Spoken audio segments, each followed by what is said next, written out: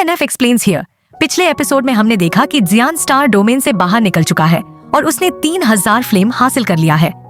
अब वो तीनों प्रेसिडेंट के साथ हैं और कॉन्फ्रेंस हॉल में बैठे हैं क्योंकि डैन पगोडा ने याओ लाओ का ठिकाना ढूंढ लिया है। सोल हॉल अब काफी सतर्क हो गया है। उन्होंने याओ लाओ को बहुत खतरनाक पहाड़ों में छिपा दिया है। इस जगह को डेड माउंटेन कहते हैं और यह झोंगझो के सबसे खतरनाक इलाकों में से एक है। वहाँ का माहौल बहुत ठंडा है और जंगल हमेशा धुंध से ढका रहता है।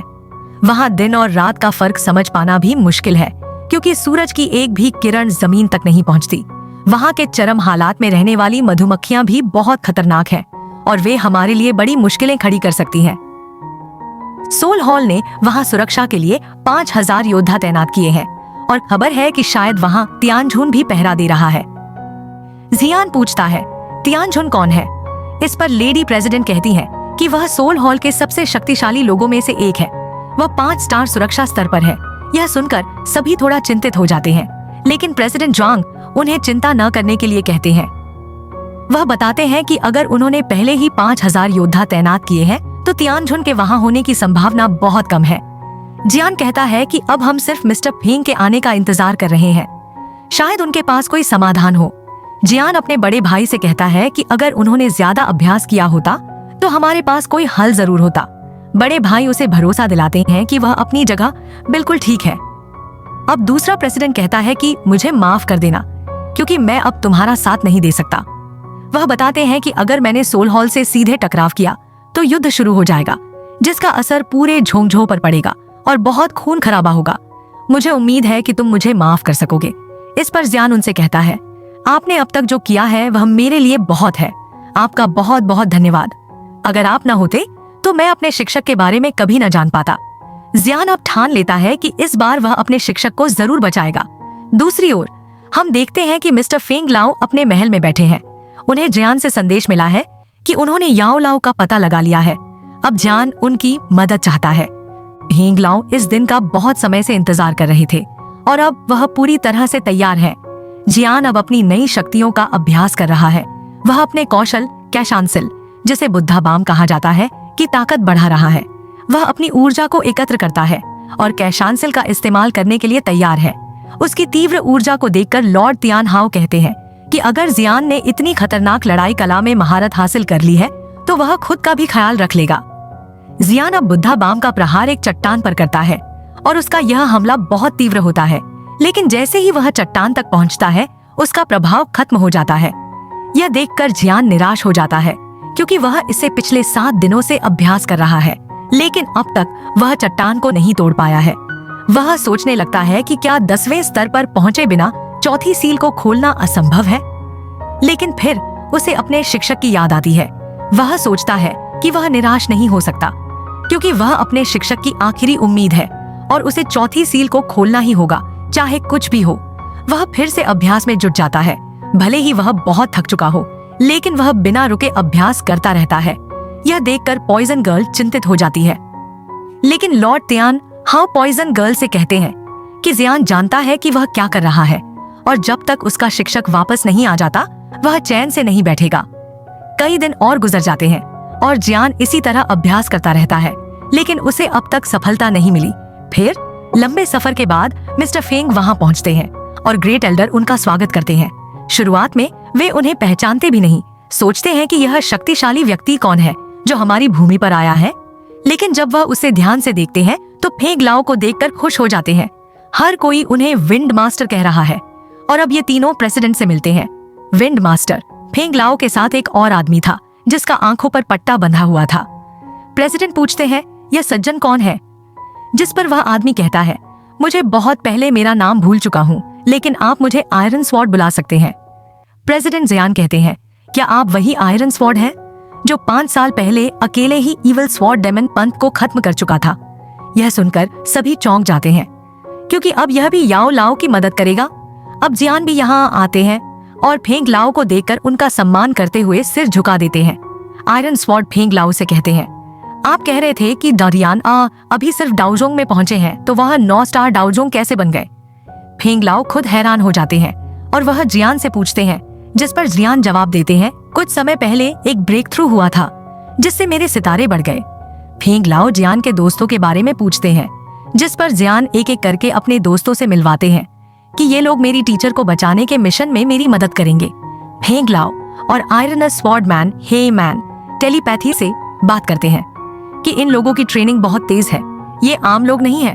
फेंग लाओ अब जियान को आयरन स्वॉर्ड से मिलवाता है कि वो मिशन में शामिल होगा।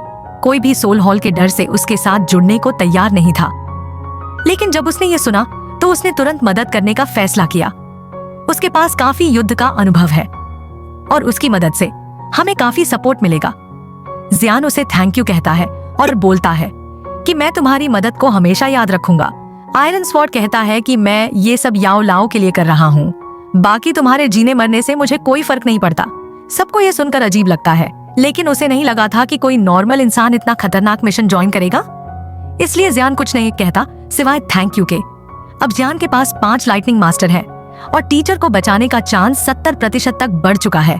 जियान तुरंत अपना पपेट निकालता है जो अब 1000 स्तर पर पहुंच चुका है, और इसे देखकर सभी के होश उड़ जाते हैं, क्योंकि जियान के पास ऐसा 1000 स्तर का प्रैक्टिशनर है जो एक इशारे पर कुछ भी कर सकता है। जियान कहता है अब हम सोल हॉल के हर बड़े हमले का जवाब दे पाएंगे, अब हम अपने मिशन में पक्के तौर पर सफल होंगे। जियान ने अब काफी गेहूं किया है और इस बार मैं अपनी टीचर को बचा कर ही रहूंगा। यही सोचकर ये लोग मिशन शुरू करते हैं और पहाड़ों तक पहुंचते हैं।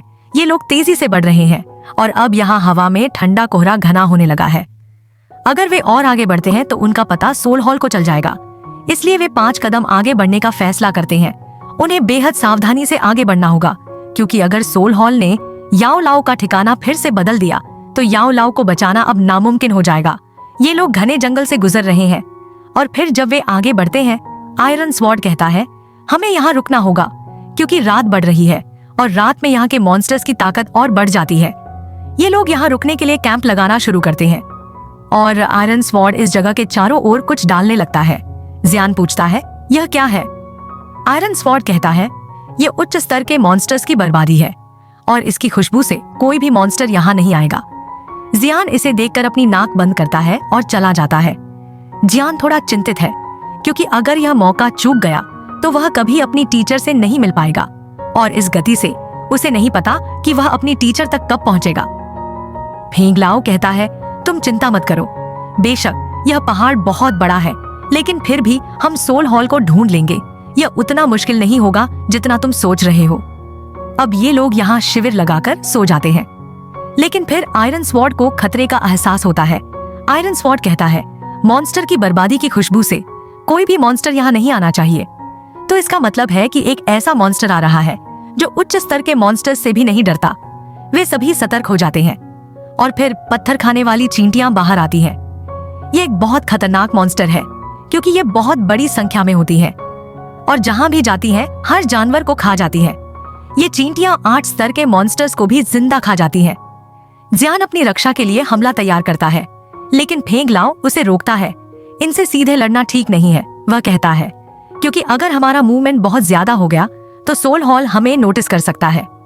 आयरन स्वॉर्ड कहता है मुझे इसके बारे में बुरा एहसास हो रहा है। जियान, जो बहुत गुस्से में है, पूछता है तो क्या हम खाली हाथ वापस लौटेंगे? अब जियान आगे दौड़ता है और चींटियों के बीच कूद जाता है। आयरन स्वॉर्ड चिल्लाता है ये लड़की क्या कर रही है? फेंग लाओ कहता है मैं उसे बचाने जा रहा हूँ। लेकिन फिर जियान को एहसास होता है कि चींटियां उस जियान पर हमला नहीं कर रही हैं। आयरन स्वॉर्ड भी हैरान है, ये हमला क्यों नहीं कर रही? फिर जियान आगे बढ़ता है और सबको पत्थर खाने वाली रानी चींटियां दिखाता है। इसे देखकर सभी लोग सुरक्षात्मक स्थिति में आ जाते हैं। जियान कहता है डरो मत, ये बहुत प्यारी है। जियान हंसते हुए कहता है यार ये कैसे भूल गया, तुम तो प्राचीन जनजाति से हो, है ना? और वो तुम्हें दोस्त ही समझेंगे।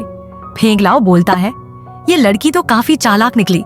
आयरन स्वॉर्ड पूछता है यह लड़की कौन है जो अपनी बातों से उस जानवर को नचवा रही है जिससे यहाँ हर जानवर डरता है? जियान कहता है तुम उनसे सोल हॉल के बारे में पूछो, क्या उन्हें पता है कि वो कहाँ है? जियान उनसे पूछता है। ये चींटियां अपनी भाषा में आपस में बात करती हैं और काफी देर तक चर्चा करने के बाद वो जियान को बताते हैं। अब वे इन चींटियों का पीछा करते हैं और सोल हॉल की ओर बढ़ते हैं। फेंग लाओ कहता है अगर हम ऐसे ही चलते रहे तो जल्दी याओ लाओ को ढूंढ लेंगे। आयरन स्वॉर्ड अब भी हैरान है और सोचने लगता है जियान ने हमसे और क्या छुपा रखा है। फिर ये एपिसोड खत्म होता है। हमने इस एपिसोड का अगला हिस्सा डिस्क्रिप्शन बॉक्स में डाल दिया है, वहां जाओ और अगले हिस्से को देखो।